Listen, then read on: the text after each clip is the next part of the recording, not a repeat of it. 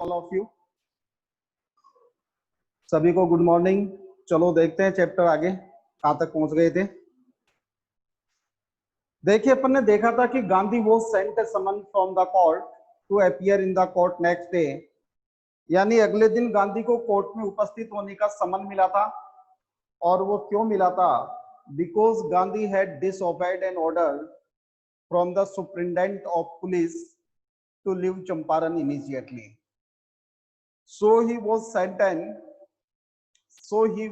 a summon to appear in the court next day.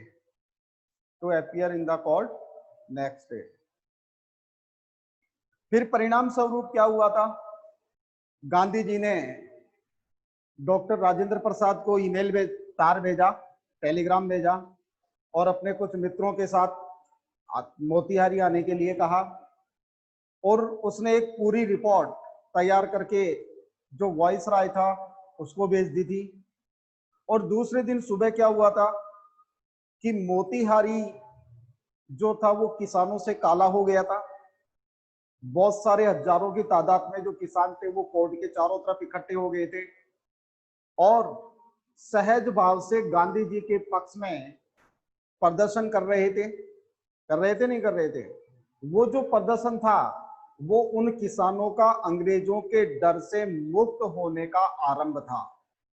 पहले बार किसानों का अंग्रेजों के डर से मुक्त होने का वो प्रारंभ था। और उसके बाद देखते हैं क्या हुआ।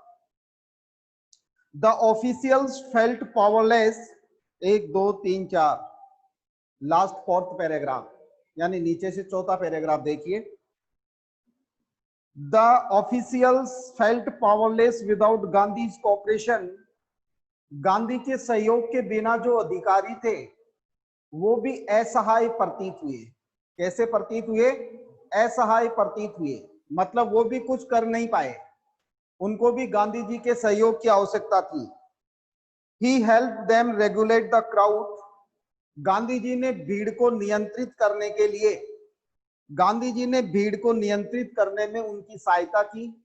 यानी जो गांधी जी थे उन्होंने उन किसानों की भीड़ को रेगुलेट किया, उन्होंने उस किसानों की भीड़ को कंट्रोल किया। He was polite and friendly, Gandhi ji बिल्कुल विनम्र और मित्रवत तरीके से बात कर रहे थे।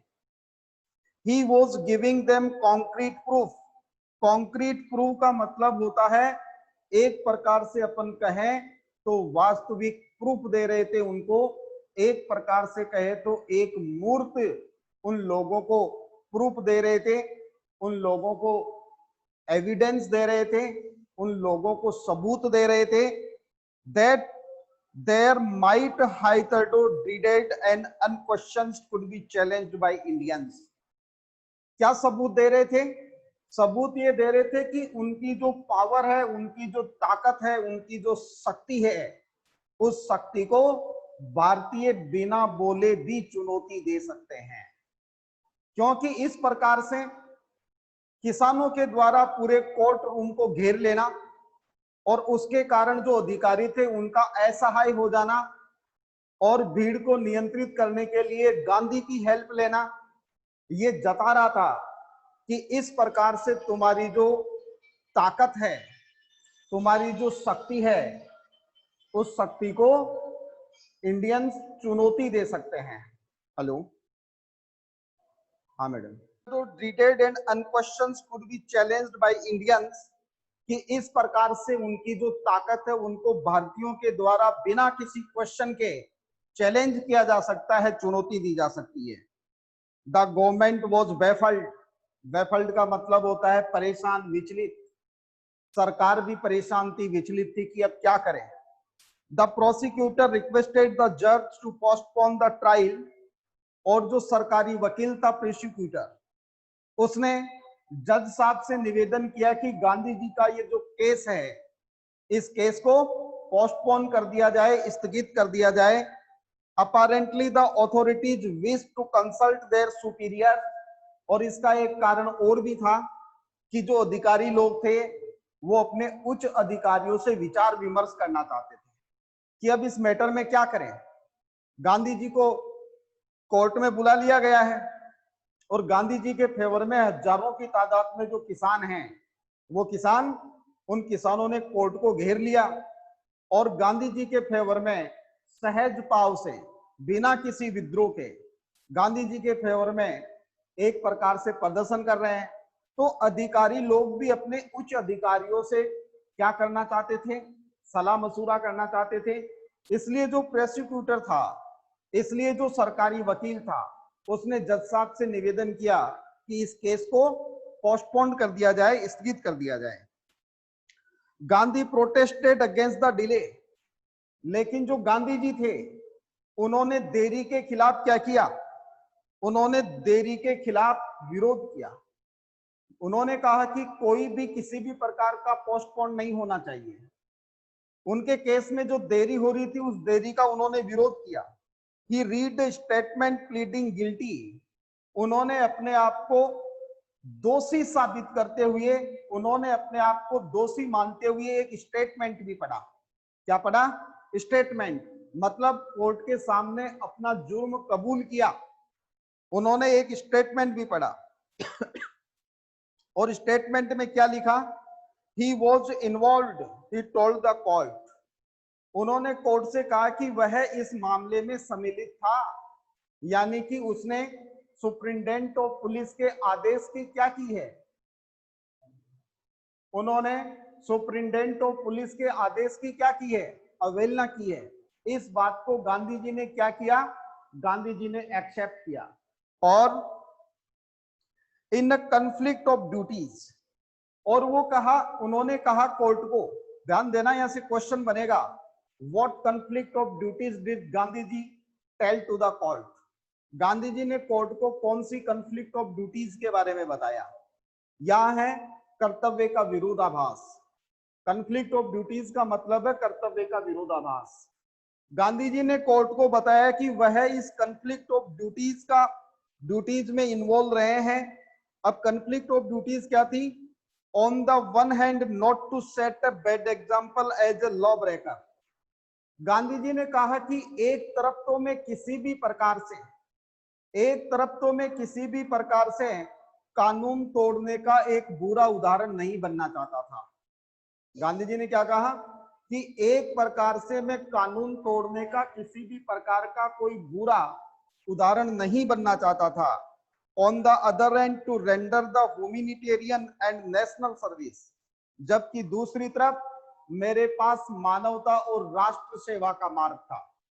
लेखक कहता है, गांधी जी कहते हैं कि मैं कानून तोड़ने का कोई बुरा उदाहरण नहीं बनना चाहता था, लेकिन मैं क्या करूं, एक तरफ तो मेरे पास क्या था, कानून था, और दूसरी तरफ मेरे पास क्या था, मेरे पास था मानवीयता और देश की सेवा।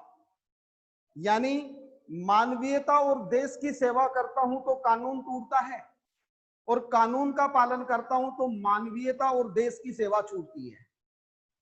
कहते हैं ना, कई बार एक ऐसी सिचुएशन आ जाती है कि इस तरफ गड्ढा है, इस तरफ खाई है, इधर गए तो गड्ढे में गिरे, इधर गए तो खाई में गिरे, और फिर हम कौन सा डिसीजन लेते हैं कि चलो उस प्रकार से गिरे जिससे जीवन बच जाए, तो खाई में न गिरने के बजाय गड्ढे में गिर जाते हैं।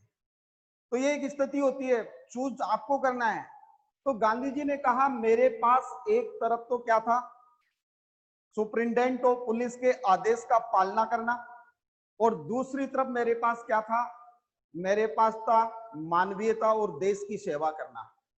यदि मैं सुप्रिंटेंडेंट ऑफ पुलिस के आदेश को मानता हूं तो मानवता और देश सेवा का बुरा उदाहरण बनता हूं, वो छूटती है, और मानवता या देश सेवा को अपनाता हूं तो ऐसी स्थिति में क्या होती है, सुप्रिंटेंडेंट ऑफ पुलिस का आदेश जो है वो नहीं मान पाता हूं। For which he had come, जिस कार्य के लिए वो आया था, disregarded the order to leave, he disregarded the order to leave not for want of the respect of lawful authority but in the obedience to the higher law of our being, the voice of conscience, and asks the plenty due। Gandhi ji ने कहा इसलिए उन्होंने superintendent of police के आदेश की अवहेलना की, इसलिए उन्होंने सुप्रिंटेंडेंट ऑफ पुलिस के आदेश की अवहेलना की ताकि वह उस मानवीय सेवा को, देश सेवा को कर सके। कौन सी मानवीय सेवा? देश सेवा। मानवीय सेवा करने का आदेश किसका था? कॉन्साइंस, अपनी बुद्धि का, आत्मा का। जो जिसका आदेश कौन देता है? परमात्मा। यानी आत्मा की आवाज ही परमात्मा की आवाज होती है। बटन कर रखा है। की आवाज कह रही थी, परमात्मा की आवाज कह रही थी कि मैं देश की सेवा करूं, फ्रिज में है ना, सेवा करूं। और सुप्रिंटेंडेंट ऑफ पुलिस का आदेश कह रहा था क्या? कि मैं चंपारण को छोड़ूं। तो गांधी जी कहते हैं कि मैं यदि सुप्रिंटेंडेंट ऑफ पुलिस के आदेश को मानता हूं तो आत्मा की आवाज, उस ईश्वर की आवाज का क्या होता है? उसको नहीं मानने का दोषी होता हूं। और आत्मा की आवाज यानी ईश्वर की आवाज को मानता हूं तो सुप्रिंटेंडेंट ऑफ पुलिस के आदेश की अवहेलना होती है। मैंने बाद वाले को चुना, यानी मैंने सोच समझकर आत्मा की आवाज, ईश्वर की आवाज को सुनने का निर्णय किया, जिसके कारण सुप्रिंटेंडेंट ऑफ पुलिस का ऑर्डर टूट गया, जिसके कारण सुप्रिंटेंडेंट ऑफ पुलिस के आदेश की अवहेलना हो गई। तो गांधी जी ने यही कहा, मैं अवहेलना करना नहीं चाहता था, मैं अवहेलना करना नहीं चाहता था, कानून तोड़ने का कोई बुरा उदाहरण नहीं बनना चाहता था, लेकिन आत्मा की आवाज मानने के कारण, ईश्वर की आवाज को सुनने के कारण, जिसने मेरे को बार बार कहा कि तू देश की सेवा कर, मानवता की सेवा कर, जिसके चक्कर में कानून टूट गया, जिसके चक्कर में कानून का डिसओबे हो गया। इसलिए he asked the penalty due, इसलिए उसने जो भी पेनल्टी थी उसके लिए कहा कि जो भी दंड होता है वो मुझे दिया जाए, क्योंकि मैं इसका दोषी हूं। The magistrate announced that he would announce sentence after 2 hour recess period. तो मजिस्ट्रेट जो था उसने गांधी जी को कहा, यानी कि घोषणा की कि जो भी दंड सुनाएगा मजिस्ट्रेट वो 2 घंटे के रेसेस पीरियड के बाद सुनाएगा। मजिस्ट्रेट ने क्या कहा कि इस मामले में जो भी दंड, पनिशमेंट दिया जाएगा वो कब सुनाया जाएगा? 2 घंटे के लंच ब्रेक के बाद सुनाया जाएगा। And he asked Gandhi to furnish bail for those 120 minutes. और जो 2 घंटे का लंच ब्रेक था, उस 2 घंटे के लंच ब्रेक के लिए उन्होंने गांधी जी से जमानत लेने के लिए कहा, जमानत के पेपर, बेल के पेपर फर्निश करने के लिए कहा। क्योंकि आपको पता है कि कोर्ट में एक बार यदि कोई अपराधी चला जाता है तो वो 2 ही तरीके से छूट सकता है, या तो बेकसूर है तो उसको बाइज्जत बरी कर दिया जाता है, वो चला जाता है, या फिर उसको जमानत लेनी पड़ती है, बेल लेनी पड़ती है। बिना जमानत के वहां से कोई जा नहीं सकता। तो गांधी जी को मजिस्ट्रेट ने कहा कि मैं फैसला 2 घंटे बाद सुनाऊंगा, 2 घंटे के लंच के बाद सुनाऊंगा, और आप 2 घंटे की जमानत लीजिए, आप 2 घंटे की जमानत की एप्लीकेशन दीजिए ताकि आपको 2 घंटे तक के लिए छोड़ा जा सके। गांधी रिफ्यूज्ड, गांधी ने जमानत लेने से मना कर दिया। द जज रिलीज्ड हिम विदाउट बेल। जब गांधी ने जमानत लेने से मना कर दिया, बेल लेने से मना कर दिया, तो जज ने उसको बिना बेल के ही छोड़ दिया। ये कोर्ट का इतिहास का पहला केस था कि किसी आदमी को बिना जमानत के छोड़ दिया जाए, किसी अपराधी को बिना जमानत के छोड़ दिया जाए। पहला रिकॉर्ड था ये कोर्ट का, वरना आज तक कोर्ट से कोई बिना जमानत के गया नहीं है। और 2-3 साल पहले, 2-4 साल पहले, 4-5 साल पहले आपने देखा होगा, एक दिल्ली के जो मुख्यमंत्री है अरविंद केजरीवाल, उन्होंने एक बार कोई अनशन किया था, क्या किया था, और पुलिस वालों ने उसको गिरफ्तार करके कोर्ट में पेश किया, और कोर्ट में मजिस्ट्रेट ने कहा कि आप बेल ले लो। उसने मना कर दिया कि मैं जमानत नहीं लूंगा। उसने सोचा होगा कि जैसे गांधी जी को छोड़ा था मुझे भी छोड़ देंगे, लेकिन जब उसने बेल नहीं ली तो जज साहब ने उसको जेल भेज दिया। दूसरे दिन सैटरडे था, फिर संडे था, 3 दिन जेल में रहा, चौथे दिन फिर बेल ली उसने। चौथे दिन भी कैसे बाहर आया कि उसको बेल लेनी पड़ी, जमानत लेनी पड़ी। तो ये कोर्ट का नियम है कि कोई अपराधी है, गिल्टी है, दोषी है, एक बार कोर्ट में आता है तो दो ही तरीके से जा सकता है, या तो बाइज्जत बरी होकर और या फिर क्या करके जमानत लेकर।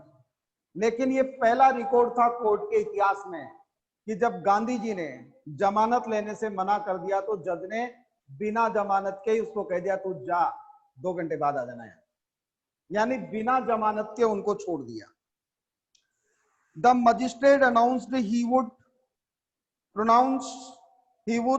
pronounce sentence after 2 hours recess and asked Gandhi to furnish bail for those 120 minutes. Gandhi refused. The judge released him without bail when the court reconvened. और 2 घंटे के रेसेस पीरियड के बाद में जब कोर्ट फिर से जुड़ा, रिकन्वेंट का मतलब होता है जुड़ना या लगना, फिर से जब कोर्ट लगा, द जज said he would not deliver the judgement for several days. तो मजिस्ट्रेट ने कहा कि अभी कुछ दिनों तक वो अपना फैसला नहीं सुनाएगा। मजिस्ट्रेट ने क्या कहा? कुछ दिनों तक वो अपना फैसला नहीं सुनाएगा। Meanwhile he allowed Gandhi to remain at liberty. और जब तक वो फैसला नहीं सुनाता है तब तक उसने गांधी जी को स्वतंत्र रूप से वहां रहने की अनुमति दे दी। कहने का मतलब कि जब तक मेरा फैसला नहीं आता है, मैं फैसला नहीं सुनाता हूं, गांधी जी यहां स्वतंत्र पूर्वक रह सकते हैं। ये मजिस्ट्रेट ने अनाउंस कर दिया।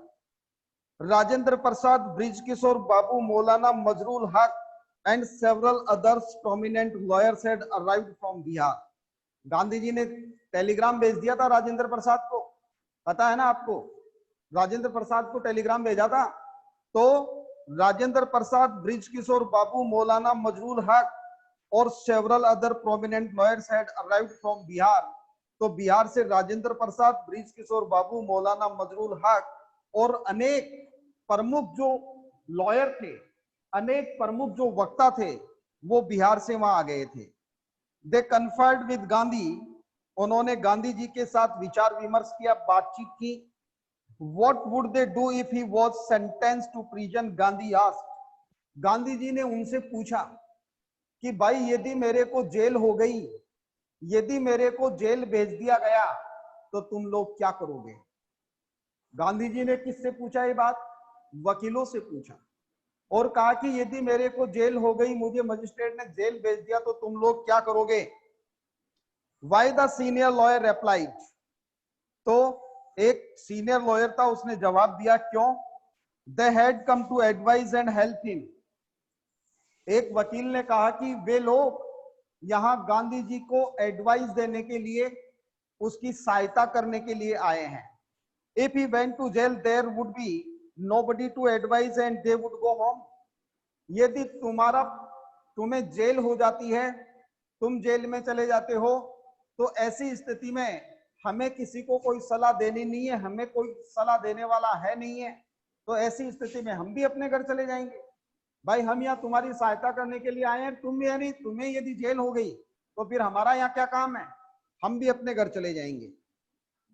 What about the injustice to the sharecroppers? Gandhi demanded. Gandhi ने कहा कि भाई मैं जेल में चला जाऊंगा, तुम अपने घर चले जाओगे, लेकिन ये जो लोग हैं, ये जो शेयर क्रॉपर्स हैं, ये जो बटाईदार किसान हैं, इन बटाईदार किसानों की अन्याय का क्या होगा? इनकी इनजस्टिस का क्या होगा? The lawyers withdrew to consult. ये बात सुनकर जो वकील थे, जो बिहार से आए थे, वो थोड़ा सा पीछे हटे, राय शुमारी करने के लिए पीछे हटे, एक दूसरे से सलाह मशूरा करने के लिए पीछे हटे। Rajendra Prasad has recorded the upshot of their consultation. Rajendra Prasad को उनकी राय शुमारी का मेन व्यक्ति घोषित किया गया कि सबने राय शुमारी की, इसके बाद में जो जजमेंट होगा वो किसका होगा? राजेंद्र प्रसाद का होगा। They thought among us themselves. उन वकीलों ने अपने आप से सोचा अपने आप में बातचीत की that Gandhi was totally A stranger, कि गांधी पूर्ण रूप से चंपारण के लिए अजनबी है, यानी कि बाहर का व्यक्ति है, बिहार का रहने वाला ही नहीं है, अहमदाबाद में उसका आश्रम है, गुजरात में रहता है, और वो आदमी यहाँ हमारे लिए एक प्रकार से पूर्ण रूप से बाहरी है, एक स्ट्रेंजर है। And yet he was prepared to go to prison for the sake of the peasants, और इसके बावजूद यानी गांधी बाहरी होने के बावजूद यहाँ के किसानों के लिए जेल जाने के लिए तैयार है। गांधी जी जो बाहर का व्यक्ति है वो यहाँ हमारे चंपारण के किसानों के लिए जेल जाने के लिए तैयार है। If they on the other hand being not only the residents of the adjoining district, जबकि हम आसपास के जिलों के सदस्य ही नहीं है, but also those who claim to have served these peasants, लेकिन हम तो वो लोग हैं जिन्होंने इन किसानों की सहायता करने की बात कही है। Should go home, it should be a simple dissertation. Desertion का मतलब होता है शर्मनाक कार्य, निर्णय। डेजर्शन का मतलब होता है निर्णय।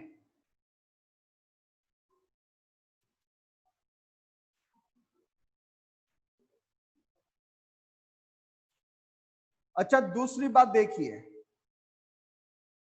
जब राजेंद्र प्रसाद बाकी के वकीलों ने कहा कि हम भी चले जाएंगे, तो गांधी जी ने उनसे एक क्वेश्चन किया, भाई मैं जेल चला जाऊंगा, तुम अपने घर चले जाओगे, लेकिन इन शेयर क्रोपर्स के अन्याय का क्या होगा?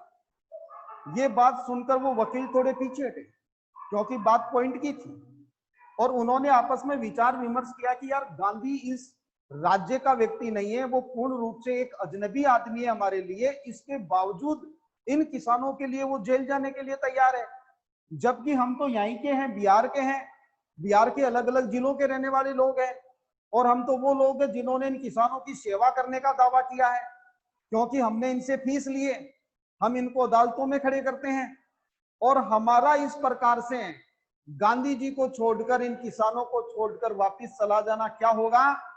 शर्मनाक निर्णय होगा। ये हमारा वापिस चला जाना शर्मनाक निर्णय होगा।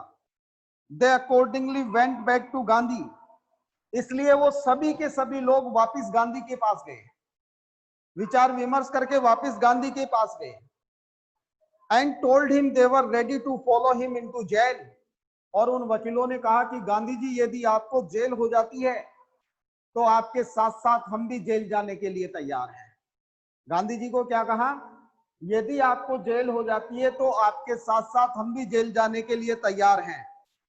The battle of Champaran is won, he exclaimed. जब उन वकीलों ने ये कहा कि हम भी आपके साथ जेल जाने के लिए तैयार हैं, तो गांधी जी ने कहा the battle of Champaran is won, तो ऐसे मान लो चंपारण का जो युद्ध है वो जीत लिया गया है, चंपारण का जो युद्ध है वो जीत गए हैं। अब क्वेश्चन ये होता है कि why did Gandhi say that the battle of Champaran is won? Gandhi ने ऐसा क्यों कहा कि चंपारण का युद्ध जीता जा चुका है, जीत लिया गया है? इसका रीजन ये था, because now the lawyers of Champaran was United. इससे पहले क्या था? इससे पहले सब लोग अपना अपना काम करते थे, तू जेल चला गया तो मेरे को क्या, मैं जेल चला गया तो तेरे को क्या। लेकिन अब उन्होंने कहा कि यदि तुम्हें जेल हो जाती है तो हम सब के सब आपके साथ जेल जाने के लिए तैयार हैं। इसका मतलब क्या हुआ? इसका मतलब ये हुआ कि अब उन लोगों में एकता हो गई थी। And we know what is the power of unity, और हम जानते हैं एकता की शक्ति क्या होती है। इसलिए जब उन्होंने गांधी जी के साथ जेल जाने की बात कही तो गांधी जी ने कहा यदि तुम जेल जाने के लिए तैयार हो तो हम चंपारण का युद्ध भी जीत गए हैं। Then he took a piece of paper and divided the group into pairs. इसके बाद में गांधी जी ने एक कागज का टुकड़ा लिया और पूरा का पूरा जो ग्रुप था उस ग्रुप को अलग अलग जोड़ियों के अंदर अलग अलग संख्याओं में बांट दिया। मतलब जैसे 10, 12, 15, 20 जो भी वकील थी उनके अलग अलग ग्रुप बना दिए। And put down the order in which each pair was to court arrest, और उन पर लिख दिया, नंबर लिख दिया कि 1 नंबर पर कौन सा वाला ग्रुप कोर्ट में अरेस्ट होगा, 2 नंबर पर कौन सा वाला होगा, 3 नंबर पर कौन सा वाला होगा। यानी सबसे पहले जैसे मेरे को जेल हो जाती है तो 1 नंबर वाले जो लोग हैं वो सरकार का विरोध करेंगे और सरकार उनको जेल में डाल देगी। जब उनको जेल हो जाती है तो 2 नंबर वाले सरकार का विरोध करेंगे, फिर सरकार उनको डालेगी। ऐसे 3 नंबर पे कौन जाएगा, 4 नंबर पे कौन जाएगा, 5 नंबर पे कौन जाएगा, 7 नंबर पर कौन जाएगा, ये पूरा उन्होंने विवरण बनाकर उनको दे दिया। अंडरलाइन कर लो। और इसके क्वेश्चन लिखो।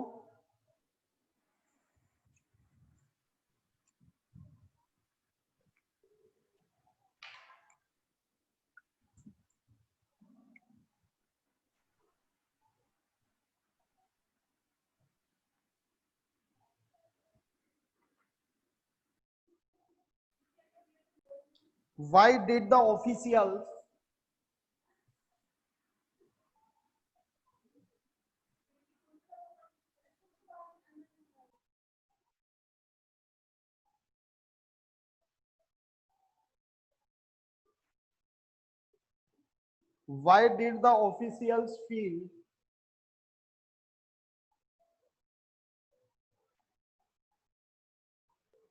powerless?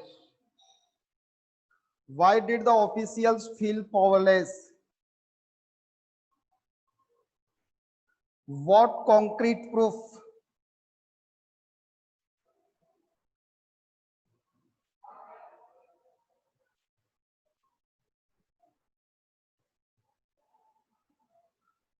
What concrete proof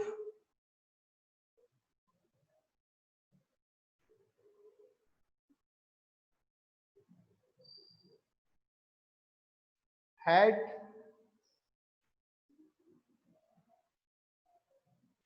Gandhiji given to Britishers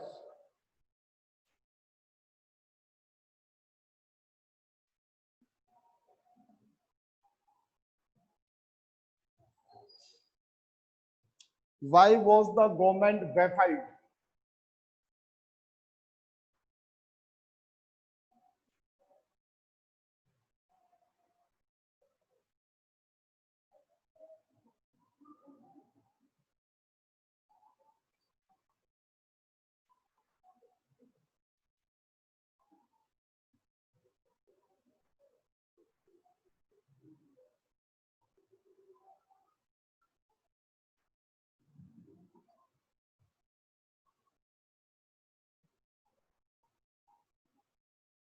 What conflict of duties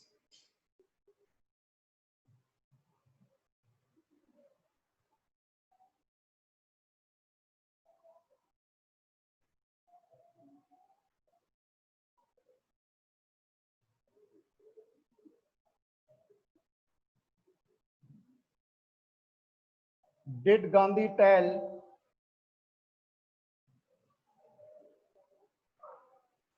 to the court? What conflict of duties did Gandhi tell to the court?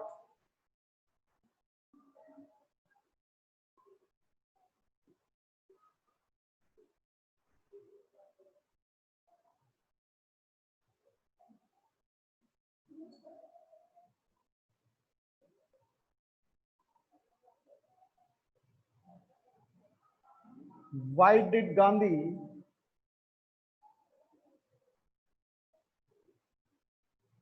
refuse to furnish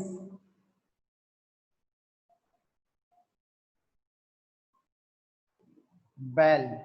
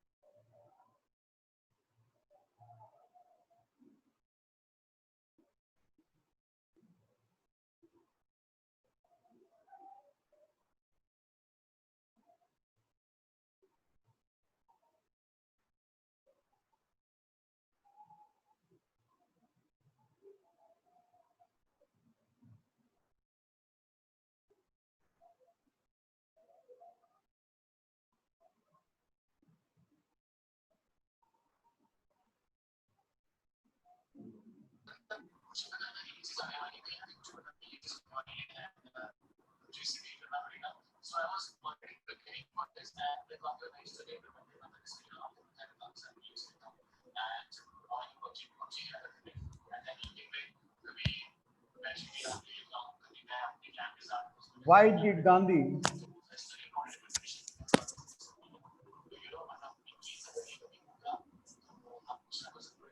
announce that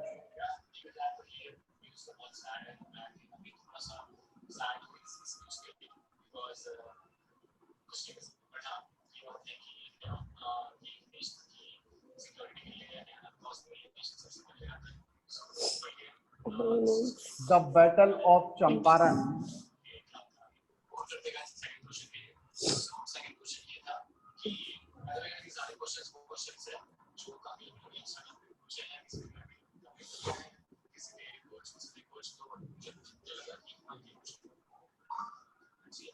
बस यार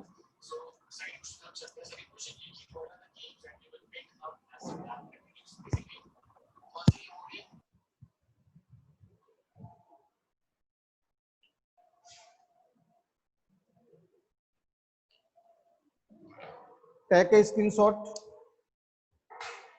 Students, take a screenshot.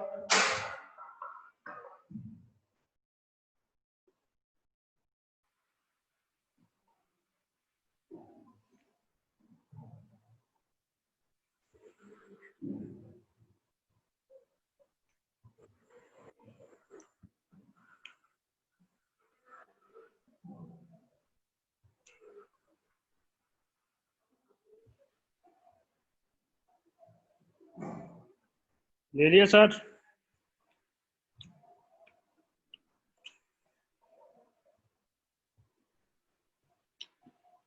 Ajit Chaudhary, आप किस किस से क्या क्या promise करते हो और ज्वाइन करने का आज प्रोमिस किया था और मैंने ज्वाइन किया है, क्या है ये तेरी बकवास?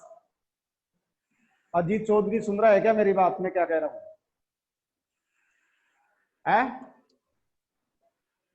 तेरे यदि पढ़ने का मूड नहीं है तो क्लास ज्वाइन मत किया कर कल से, वरना तेरे पेरेंट्स को बुलाऊं।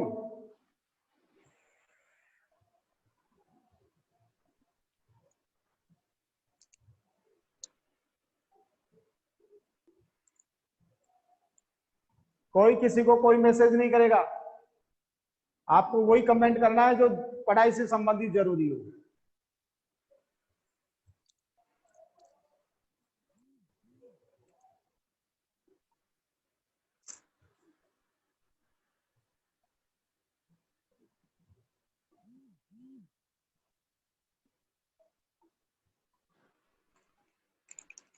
और किसी को कोई डाउट है?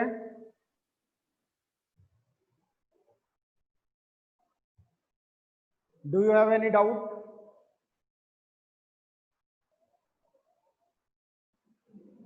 नो सर, ठीक है।